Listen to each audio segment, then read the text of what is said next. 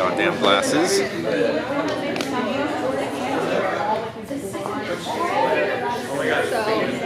Apparently with the camera, let me see this camera. It's just, I'm just filming it. It's just Just have it on video. Oh, I know, I wanted to see where it was framed. Oh, okay. So Giana, you have to click that button. It's kind of annoying. I thought we could just do that, but oh wait, you can do that now. That wasn't working before. So never mind, you can do that. Awesome. Yeah. For some reason it was stuck before. Are you ready? Whatever we do,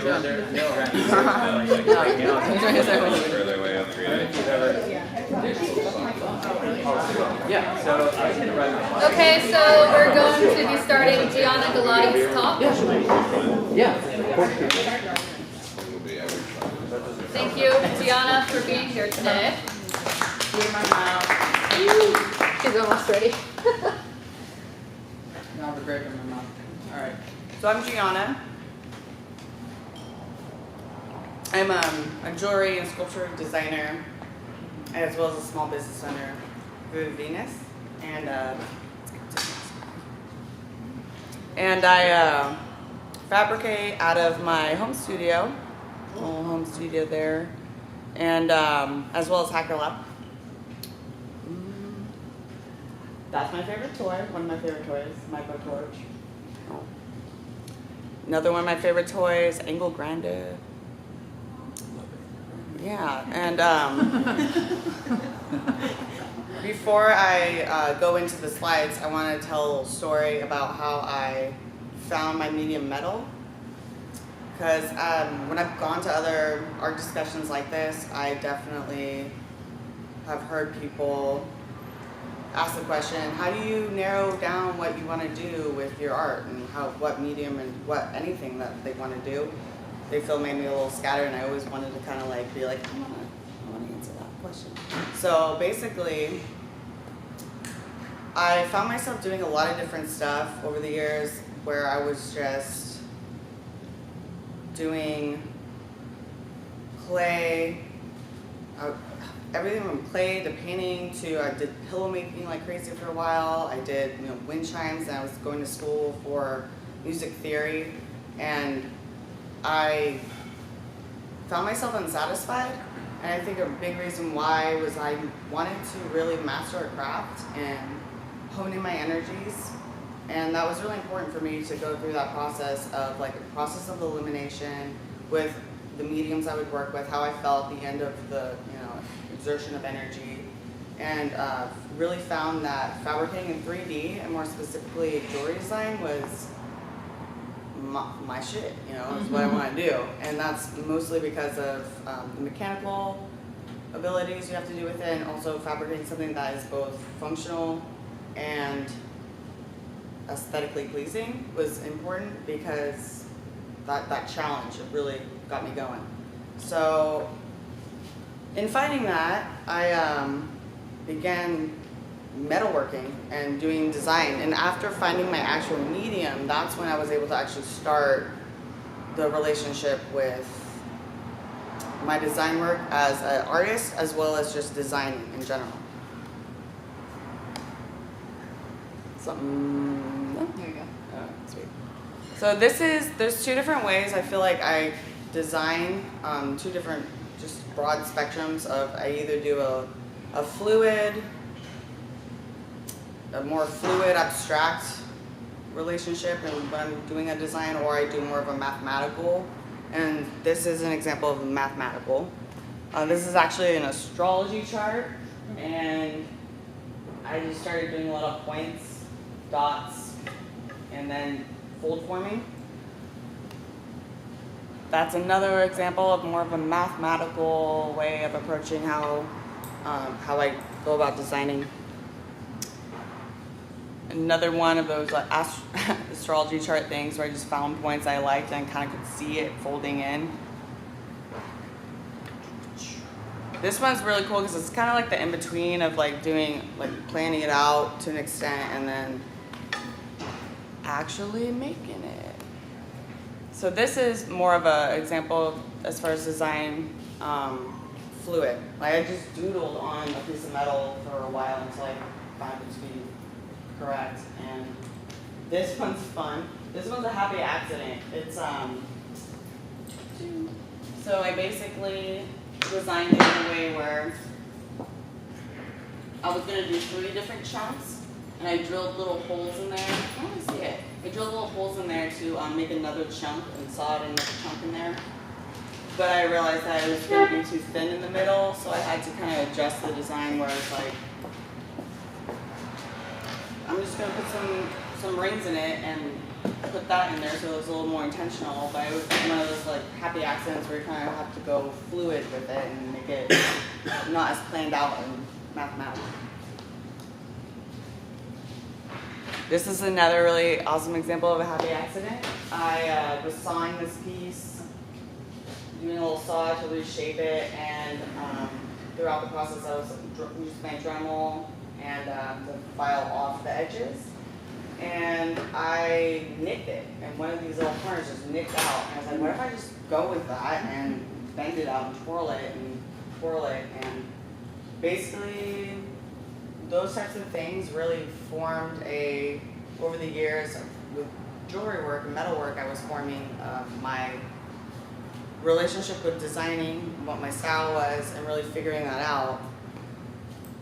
But then once again, I got a little thirsty and I wanted to learn more, I wanted to go bigger, and this is an example of something I did with the metal I was used to, which is brass and like finer metals versus steel.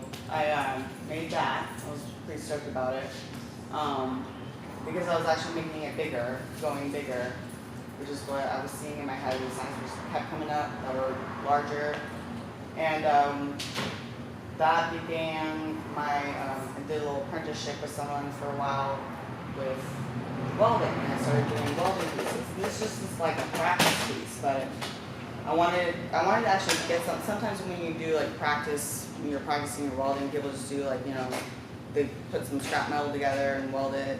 That's really cool, but I kind of wanted to have something at the end of my practice, so that was my little, practice piece, I guess. And I think a lot of the designing that I formed over the years with the jewelry, really, my understanding of what I wanted to do as an artist visually really transferred over into my sculpture work. And, but yeah, so I was working under apprentice, kind of on a schedule where it was like, one of those things where when I find something I want to learn, I get obsessed with it, and he wasn't quite, it was like, he was there and it was awesome, I was learning from him, but I want to be there, I want to do it all the time. I want to eat, sleep, and breathe it. So I eventually applied for Art Street, hoping to be able to grow and expand, and I set like a huge 6-piece series in front of myself that when I'm just learning it, like I would know by the end of it if I ate, slept, slept, and breathed it, or whatever, just lived it, then I would have it down, like that skill of welding down by the end of that. And also be able to pay for a Hacker Lab membership, so I could have access to a welder 24/7 and really dive in like I wanted to with the welding. So this is part of the 6-piece series I did for Art Street.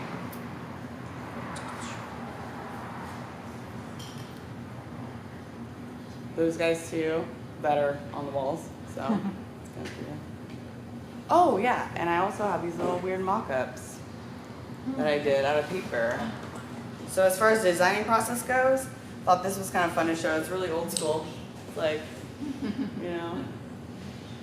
didn't use any computer designing equipment, but when I was going into it, I was like, all right, I know how to design stuff, but what am I, like, how am I going to do this? And I just cut up a whole bunch of triangles, put them in a pile, and taped them together. Like I did like a 2-inch, a 2-inch, 1-inch, a whole bunch of different types of little shapes. This is like what, 1-inch, 4-inch. And then I started taping them together. This one looks horrible. I think that's kind of interesting. Didn't want to make this one. This wasn't quite right for me. So that's another thing I do when I'm thinking about it. Like a certain design has a character or a mood when I go into it, like personality. And if it starts to waver, I'm like, nah, or I have to change it accordingly. Yeah, like this one, it's up there. That one was really frustrating and interesting because of the fact that I designed it on there, so I knew the angles as far as like what I wanted the shapes to look like. But when I welded that piece, I wanted it to be kind of like, I wanted it to be a feeling of like, kind of like a prostitute, kind of like sexy and strong, like attitude-y. But then when I welded it together, the angles were too flat and it like flattened out and it looked pompous and it looked weird. So I had to strip, angle grind it down, grind off all the welds and like form it back into like a more quirky shape. So little things like that as far as when I design are like fairly important. Giana, the models that you just showed us, did you do that for jewelry too, or was Art Street the first time? No, art, yeah, no, the sculpture is the first, cool. yeah. And I also, like the measurements and everything, getting it planned out was definitely the first paper mock-up type of thing. Like I showed you in the back slides, there were the mathematically like fold forming types of pieces. That translated over into the sculpture work a lot. Nice. Yeah. So I was learning a new medium with welding, but I wasn't necessarily learning a new, like my design style was well enhanced and I'd done that for a while. Like even when I was going into it though, I was a little, nervous, like what the hell am I doing? I had like a 6-piece series laid out in front of me with 6 weeks, and then I was like, okay, so that's a sculpture a week. And that sculpture, the first one I did, well, that took me 3 weeks, and I was like, what the hell am I doing? But then I became faster and approached it differently and was a little smarter with my designs, like going forward, and I whipped out like 3 sculptures in a week's time, just like fold forming techniques, like this one right here. Instead of having to weld all those angles, I just fold formed it, like from design processes I had in the back. I was learning new tools, learning new medium, but I still was able to use that design ability I had developed. So that was kind of fun. That's another piece, little statement piece. And this next slide is me making it. It's kind of fun to see, like that's a little protractor. This guy, can't really see it, but that's a protractor to see how like the perfectionist in me just needs it all to be like the same angle and eyeballing it. So you gotta like really, as far as getting it to come off the wall the correct amount and create the right shadows, gotta have your little protractor there. So this piece was fun. I want to talk about this guy a little bit because when I thought of a 6-piece series, I thought to have a statement piece and then to have a wacky guy that still fit in the series, but it was just more of like a little wacky, a little goof. But this one isn't necessary. I was kind of worried about it not fitting the series because that's important for me to have it all be pretty cohesive. And making this piece was the funnest piece, and I was giggling the whole time, like bending all the wires and stuff, but it ended up being the most liked. It's really interesting. It's called Last Call too, so it's kind of like that little, at the end of the night, weirdness. That was fun for me to do. Oh yeah, this piece, I already talked about it. Pretty sweet. And as far as series goes, the last series I did of pieces was these little round creations. This one's part of it as well, where I had all these designs going because I knew I was going to do Sack Open Studio. I really love deadlines. That really pushes me as an artist to like just make the stuff that I see in my head. And I had these ideas, designs drawn out, but nothing quite felt right. Like I'd be stoked about it when I was doodling about it the night before, next morning, be like, I don't know. And I waited, and then the eclipse happened, and I all of a sudden had like, I drew out all the designs in one night. And once again, kind of trying to do a cohesive thing, but all of a sudden I want to do round shapes, and I was a little concerned about it looking correct to me, because I normally do angles, and I actually am pretty pleased with the fact that it feels like it's still pretty cohesive, and did that. This one's Pluto, little Pluto guy. That's it? Sweet. Oh. I did it. Any questions for Giana? Oh, questions. What's next for you?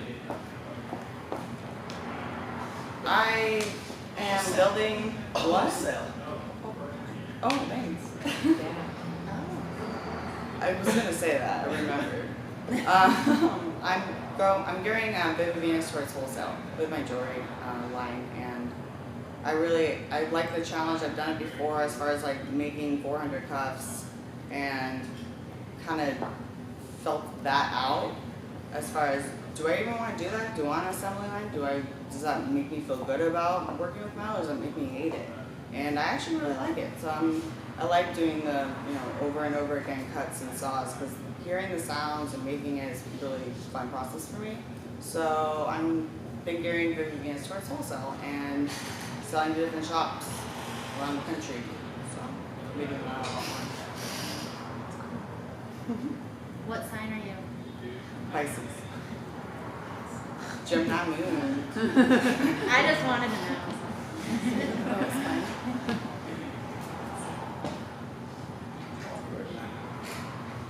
How has the business side affected your design? A lot.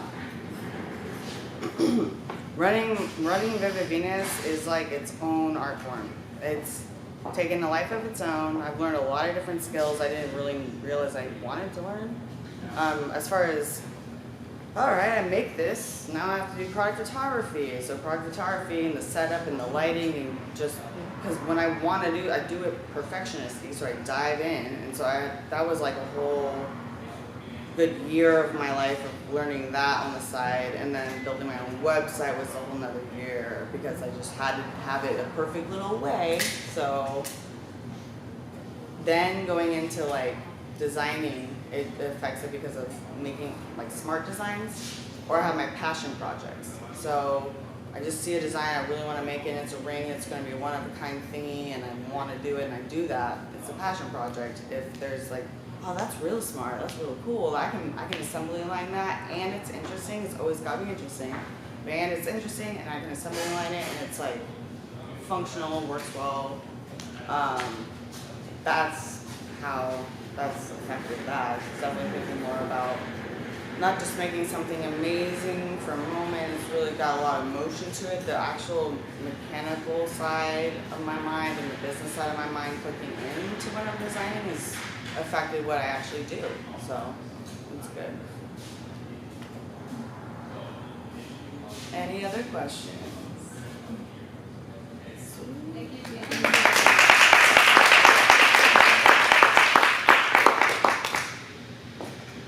Do you guys think that we should just get into the next artist, or do you need a break? Need a break. Okay, Gotta go pee. we're gonna take a 5-minute break. Gotta go pep talk. So.